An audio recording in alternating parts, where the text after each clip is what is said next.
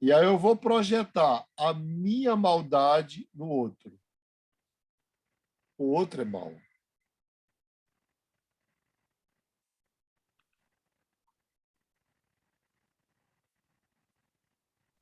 Me Se a vem, gente... Fala. me vem à mente aquelas pessoas que às vezes a gente encontra e, né, pergunta o que a gente faz. Claro, eu trabalho com psicoeducação, eu sou psicólogo. Tá? Você já fez psicoterapia? Já fez análise? Não, eu estou bem. Não preciso disso. Estou ótimo. Estou ótimo. Né? E eu desconfio bastante dessas pessoas, porque no sentido de que há uma certa negação das coisas que precisa ser trabalhadas dentro dela. Né? E se você nega isso, você impede o próprio processo terapêutico, né? Seja Sim, ele de qual linha for. sim. E o próprio processo de Está falando crescimento. dessa negação, dessa... Sim. E é muito difícil você mesmo, ver o lado sombrio da sua alma. É muito difícil. É como se nós fôssemos cegos para nossas limitações. Nós não conseguimos vê-las. Daí o processo de análise ser fundamental para nós vermos, não só, reforçarmos não só aquilo que é socialmente aceitável em nós, mas para nós aceitarmos e pelo menos vermos o que não é socialmente aceitável em nós. Doutor, deixa eu tirar uma dúvida. Tira. Em relação ao mal, a gente projetar, eu vejo que é uma questão bem importante assim, da psicologia, essa questão da projeção. Isso na visão, né, da terapia ou até da psicologia, isso é inconsciente ou pode ser consciente também? E isso Não, está no... isso, é não, inconsciente. é inconsciente, sempre É, inconsciente, nunca é consciente. sempre inconsciente. Tá. E isso está no controle da outra pessoa ou não também? Não. Na verdade, é assim, quanto mais inconsciente eu sou, mais eu me relaciono por meio de projeções. Professor, isso Entendi. de alguma forma pode estar relacionado com mania de perseguição, sabe? As Com pessoas... toda certeza. O paranoico, ele termina gerando inimigos de verdade, por quê? Porque ele não só sai caçando, mas ele sai projetando a agressividade dele no outro. Faz todo sentido. Todo sentido. Tá bem. Então, o mal, ele é visto como uma qualidade do ser, ou uma ausência de qualidade do ser. Em termos de pessoas humanas, nós somos bons e maus, não é bons ou maus. A maioria dos nossos pacientes chegam na clínica com isso dissociado. Ou ele é bom ou mau. E aí ele sofre terrivelmente quando se vê como mau e fica feliz da vida quando se vê como bom, mas ele vai repetindo esse sofrimento porque ele não consegue se desvencilhar deste mal, entre aspas. Porque, na verdade, quando Jung fala da sombra, ele está falando exatamente dos aspectos mais primitivos da natureza humana. E convenhamos, nós somos, se a gente quiser deixar a filosofia de lado, a psicologia de lado, a teologia de lado e pensar em termos biológicos, fica pior ainda. Por quê? Nós somos predadores. E nós somos os mais sofisticados e cruéis dos predadores. E aí, parece que a nossa cultura judaico-cristã ela vai dourar essa pílula, não é? Com o discurso de que nós somos a imagem e semelhança de Deus E esse reflexo da imagem e semelhança de Deus em nós é como se isso fosse suficiente para iluminar tudo. E não é. Pode ser uma boa referência. Até a gente pode depois trabalhar aqui a Imago Dei, como nos arquétipos junguianos, que é mesmo, né? Mas você não pode chegar na Imago Dei sem passar pela sombra.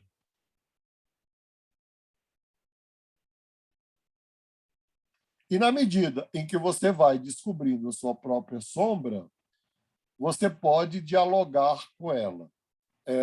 Dentro da nossa cadeira, nós vamos ter um trabalho, né, de um artigo. Vai ter uma revista na Universidade Aberta, uma revista indexada. Quem está produzindo a revista é o Dr. Carlos. É que ele também teve a perda de alguém querido recentemente. E os melhores artigos vão serem publicados na revista. Então, já fica aí como exercício, no primeiro semestre do primeiro ano, escrever um artigo como atividade complementar e de avaliação. E nós vamos selecionar, eu espero já encaminhar para vocês, alguns filmes que estão disponíveis no YouTube, por exemplo, em outros canais. Um deles é a integração da sombra, ou o efeito sombra. Então, vamos ver isso aqui. Quanto mais eu tenho consciência da minha sombra e mais respeito eu tenho pelo meu próprio mal, mais eu posso respeitar, suportar e tolerar o mal do outro. Faz sentido isso? Total. Total. Total. Você fica mais compreensivo, mais tolerante, né? Mais tolerante.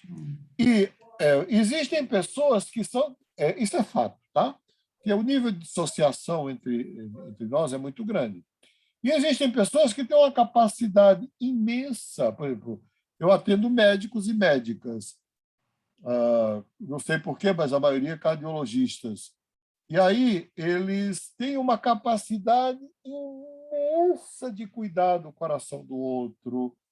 É verdade, eles salvam vidas, não é?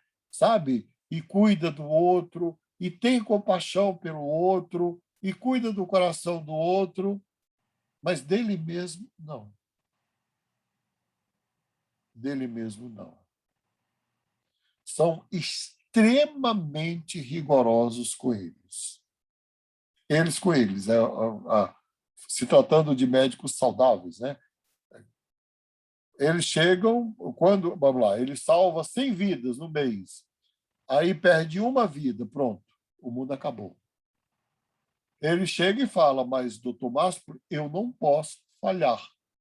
Bom, mas quem não pode falhar? Por que ele não pode falhar? E, na verdade, depois de examinar tudo, não foi ele que falhou, é que a vida tem prazo de validade. Era hora da pessoa ir, até por todos os sintomas e doenças e tudo que ele... Isso aconteceu muito na pandemia, não é? O desespero dos médicos por perder vidas humanas. E por psicólogo também. Então, talvez o nosso maior desafio é aprender a cuidar do nosso lado mais sombrio, ao invés de rejeitar.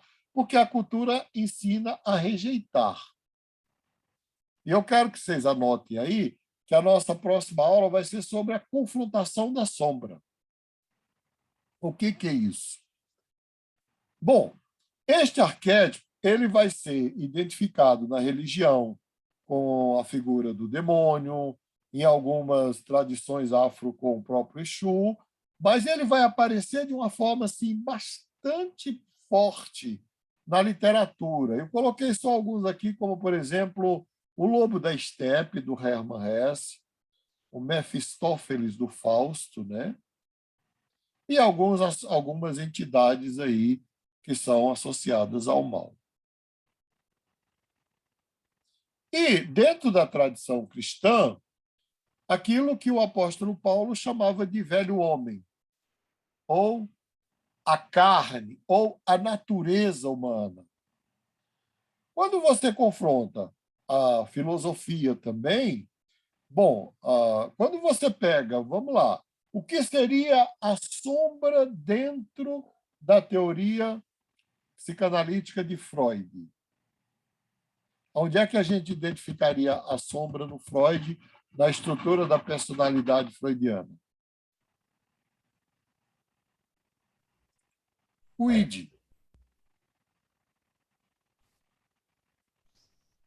A sombra é o id. O id que é o princípio do prazer, né? Que não conhece limite, não conhece proibição, não conhece moral, não conhece...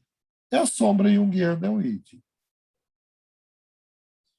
Tem uma série de formas desta sombra aparecer, né? Quando você pega, por exemplo, aquela saga lá da Guerra nas Estrelas, do Star Wars, né?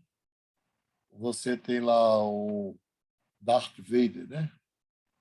É a própria encarnação da sombra. Está presente em toda a literatura, na arte, na arquitetura, nos sonhos. Tem pessoas que têm sonhos tremendos, assim, né? Eu já atendi alguém que sonhava que estava, olha só que louco, estava presa num corredor, era uma mulher, isso tem uns 30 anos, ela estava presa num corredor que não tinha porta nem janela, e no final do corredor tinha uma fera enjaulada prestes a arrebentar a porta da jaula. No sonho, as pessoas pegam, projetam nesta fera enjaulada é algo concreto, né? Para quem não entende de psicanálise ou de psicologia analítica, aquela fera enjaulada é algo concreto. Para nós aqui, aquela fera enjaulada representa exatamente o lado mais sombrio daquela pessoa que está dissociado. Ela foi educada e treinada para fazer o bem, né? E ela acreditou que era possível viver somente fazendo o bem e sendo boa. O mestre, o objetivo é a integração dessa sombra no ser. Exatamente, porque se ela é ameaçadora, se ela é dissociada, ela é ameaçadora. Ela pode invadir a psique e fazer valer a sua pulsão, né? A sua vontade. A sombra constitui um problema de ordem moral, que desafia a personalidade do eu como um todo, pois ninguém é capaz de tomar consciência desta realidade sem despender energias morais. Mas, nesta tomada de consciência da sombra, trata-se de reconhecer os aspectos obscuros da personalidade, tais como eles existem na realidade. Esse ato é a base indispensável para qualquer tipo de autoconhecimento. E, por isso, via de regra, ele se defronta com considerável resistência. Enquanto, por um lado, o autoconhecimento é uma experiência terapêutica, por outro lado, implica muitas vezes um trabalho árduo, que pode se estender por um longo espaço de tempo. Isso na internet sobre... Então, a sombra, na verdade, eu penso que a tomada de consciência ou de contato ou de conhecimento com a sombra é um longo processo de autoconhecimento. Não é algo automático e nós não somos educados para isso, né?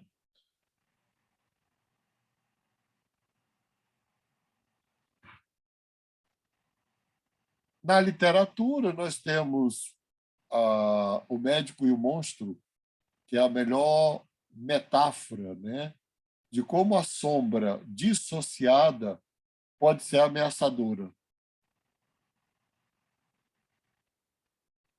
E você vai encontrar na clínica e na vida, de uma forma geral, pessoas que alternam um lado iluminado, maravilhoso, extraordinário da personalidade, e, de repente, eles passam a expressar um lado absolutamente cruel, obscuro, sombrio, e às vezes por espaços de tempo como se fossem duas pessoas diferentes. E as pessoas falam, e a gente fala, mas será a mesma pessoa? É a mesma pessoa? É a mesma pessoa com complexos absolutamente dissociados. Bom, eu quero parar aqui e abrir para perguntas antes de terminar a aula de hoje.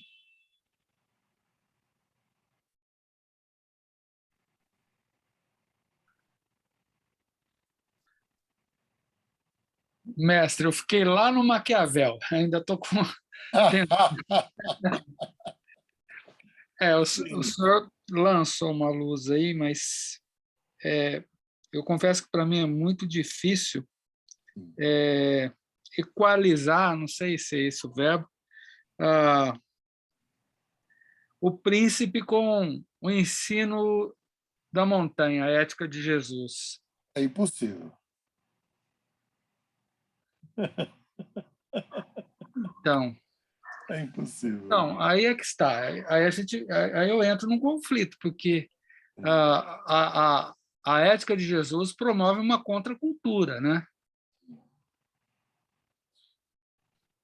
Mas vamos pensar, quando Jesus fala, vou usar teu próprio raciocínio, quando Jesus fala assim, sedes prudentes como as serpentes e simples.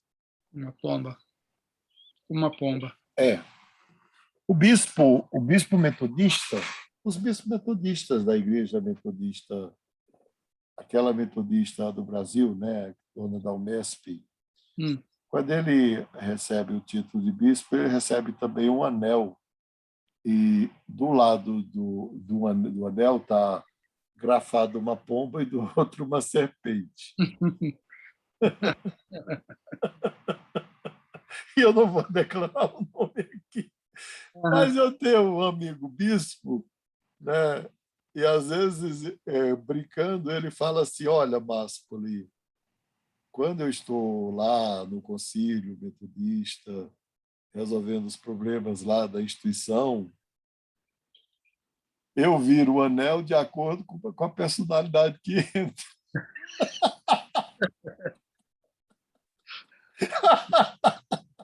Vou arrumar um anel disso aí para mim, viu? Queramos ou não, rapaz, isso é Maquiavel, não é? Mas eu acho que lá no fundo a gente usa Maquiavel todos os dias, viu? Está aí nessa sombra aí. O Maquiavel está na sombra aí, viu? A questão não é, veja bem, a questão é que você não pode. Vamos lá, vamos pensar no Maquiavel mesmo. Você não pode tratar de forma igual pessoas desiguais que te tratam de forma desigual. Então, se você vai, por exemplo, se você vai fazer um negócio, por exemplo, comprar um apartamento, uma casa, um carro, você tem que se cercar de todo um aparato jurídico para não cair em contos, né? Como, por exemplo, uma mulher que comprou um terreno lá em Copacabana, isso eu conheci a mulher, e ela foi tomar posse do terreno, o terreno ficava no meio do mar.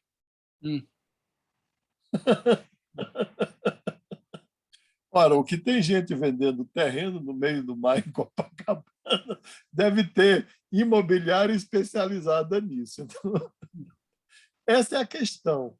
É que a gente pode facilmente projetar também no outro nossa forma de ver o mundo pela ótica do bem e esperar a mesma coisa que talvez não venha.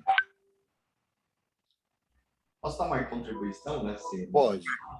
Eu vejo Maquiavel, quando Jesus estava ali no seu período de altíssima popularidade.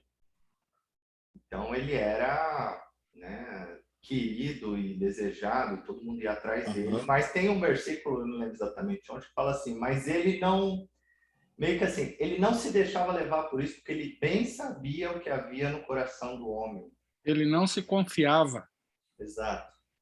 Isso é Maquiavel, é purinho. É no sentido de você enxergar as pessoas sem ingenuidade e sem projetar nelas, como o Mastro falou, esse ideal de bem que a gente tem. Eu conheço o Mastro há muito tempo, ele já me ajudou muito. Eu era muito ingênuo, pelo amor de Deus. Muito, muito, muito, muito. E tive que aprender na marra de que, assim como eu, as pessoas também têm suas falhas. E não adianta a gente querer projetar nelas um ideal cristão, sendo que nem Jesus fez isso, né? E eu vejo, por exemplo, várias situações que você até estranha o comportamento de Jesus, como a mulher sirofenícia. Como é que ele tratou aquela mulher? Estranho ali. Não é o Jesus bonzinho, entre aspas, ali. Ele é bastante duro com ela, na verdade. Ele é duro com Pedro. Ele sabia lidar com os fariseus e religiosos de uma forma muito contundente, né?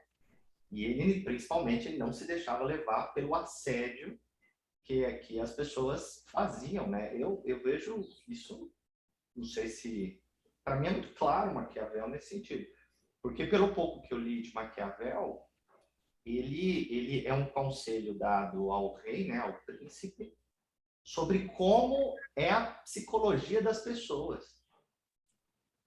Então, se você quer dominar um determinado lugar, você deve ir lá e colonizar aquele lugar, porque é mais fácil você manter o seu poder com as pessoas colonizadas do que por meio do exército, que não sei. Ele está analisando a psicologia, o comportamento das pessoas, como as pessoas funcionam, afinal de contas. E você pode usar Maquiavel para proteger as pessoas. Sim. Né? Que é a conclusão lá que aquela jovem, minha filha, hoje já uma senhora, chegou.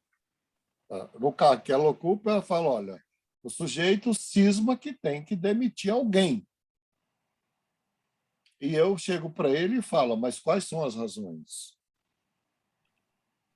Eu não quero opiniões, quero razões.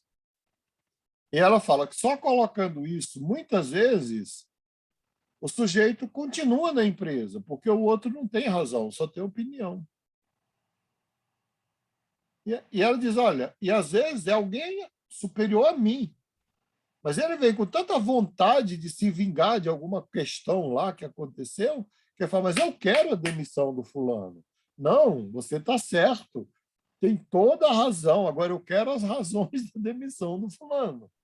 Isso é Maquiavel, não é? Porque o que o Maquiavel faz você? Perder a ingenuidade, que é o que você falou na sua fala. Bom, eu vou fazer um laudo. Alguém me pede um laudo. E vocês vão viver a vida toda de vocês. Ah, peraí, para que é o laudo? Quem vai ler? Para quem? Sabe? Mesmo que seja você, meu paciente, me pedindo o laudo, eu vou pensar em cada palavra que eu vou escrever ali, porque esse laudo pode cair nas mãos erradas. Com toda certeza. Ah, mas eu tenho a obrigação de dizer a verdade, vírgula. Para quem? Em que situação? E eu já vivi em saia justa, vocês, ao longo desses 40 anos de clínica, você não tem noção. De repente, eu estou atendendo lá alguém que está se separando de uma procuradora. E a procuradora liga e marca comigo e vem e fala, eu quero o laudo. Eu falo, olha, eu só posso dar o laudo para ele, pois eu vou acionar você na justiça para ter acesso ao laudo. Você pode acionar, não tem problema. Aí eu falo rindo, eu vou ter que contratar um advogado igual você, né, para poder me defender de você, mas eu não posso dar o laudo. Está entendendo? Então, assim, não é muito sério quando a gente pensa que a gente vai trabalhar com vidas humanas e que muitas vezes não tem essa noção tão clara da maldade, até porque ele foi treinado a ver a maldade como algo absoluto em alguém e não relativo nele. Eu acho que esse é o ponto. Até que ponto nós somos bons e até que ponto nós somos maus. Quanto mais claro eu tiver isso, mais fácil será lidar com o meu mal e com o mal do outro. E aí, na próxima aula, vocês vão me lembrar para a gente trabalhar com o confronto da sombra. Professor, e tem um ponto também, né? O ser bom ou mal é bom ou mal para quem, né? É isso aí. Você está sendo bom ou mal para o outro e você, né? Então, E você?